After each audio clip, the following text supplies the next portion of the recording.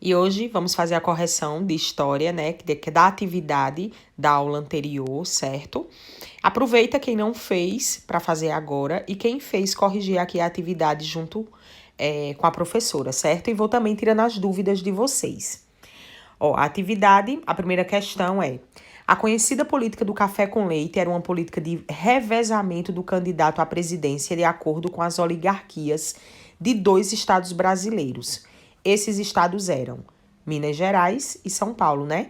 São Paulo e Minas é onde tinham os maiores produtores de café, né, no período da Primeira República, e eles, através do voto de cabresto, né, do coronelismo que acontecia nos interiores do Brasil, eles conseguiam, né, sempre manter no poder Minas Gerais, ou era um presidente de Minas Gerais ou um de São Paulo, né, sempre se alternando no poder, formando essa oligarquia, que é um grupo, né, de pessoas que estão no poder.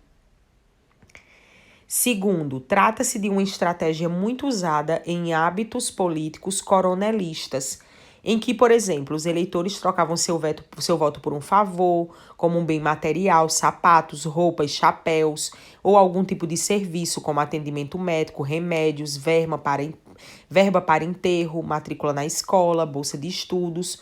O trecho acima descreve uma prática eleitoral da República Velha, denominava voto de cabresto, né? Cabresto é aquilo que a gente usa em animal, em burro, para guiar. Então, por isso que era chamado assim, porque eles levavam o eleitor a votar em que eles quisessem, em troca de favores naquela época, né? O que acontece até os dias atuais, né? Que tem até uma questão que eu falo sobre isso mais na frente, que daqui a pouquinho eu vou debater com vocês, ó. Próximo, terceira questão, eu trago até uma imagem aí, né? Falando da questão da fabricação do café, né, fábrica de café, que foi quando o processo de industrialização aconteceu no Brasil. E aí eu pergunto, assinale a alternativa correta sobre a economia do Brasil neste período. E o correto é a letra C, que inclusive eu também falo no vídeo explicativo, que o café era o principal produto de exportação e as principais indústrias se implantavam nas grandes cidades, né? O processo de industrialização no Brasil, ele se iniciou graças ao café, certo? Era o principal produto. Próxima questão. Abaixo refere-se ao voto de cabresto. Ó, tá vendo? Tem um burro, né, pelo cabresto, segurado pelo cabresto.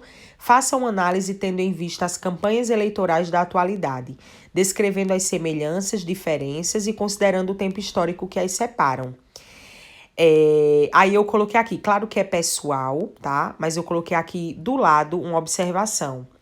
Por quê? Antigamente o voto ele não era secreto, então ficava mais fácil, né, dos coronéis, daqueles que estavam no poder, saber em quem as pessoas votavam. Hoje em dia acontece a compra de votos, acontece que a gente sabe que acontece essa troca de favores em troca de voto, né, e tudo, mas o voto hoje em dia é secreto, então as pessoas têm essa alternativa de votar em quem ela quiser e o político não saber. Certo? Então é importante que vocês falem um pouco sobre isso também, tá bom? É uma resposta pessoal, coloquem até as experiências de vocês, o que vocês já viram sobre isso. E por último, né, é correto afirmar que a nossa primeira Constituição foi democrática? Explique sua resposta citando algum dos seus artigos citados no texto. No texto que vocês têm aí na atividade, eu peguei essa questão aqui do voto, né? Que o voto era direto e universal para cidadãos maiores de 21 anos. Mendigos, analfabetos, soldados não podiam votar.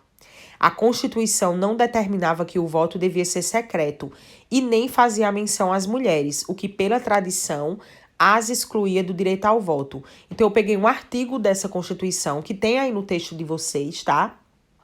Para explicar que não era democrático, né? Que naquela época a maioria era analfabeta, as mulheres ficaram de fora, então pouquíssimas pessoas votavam naquela época, né?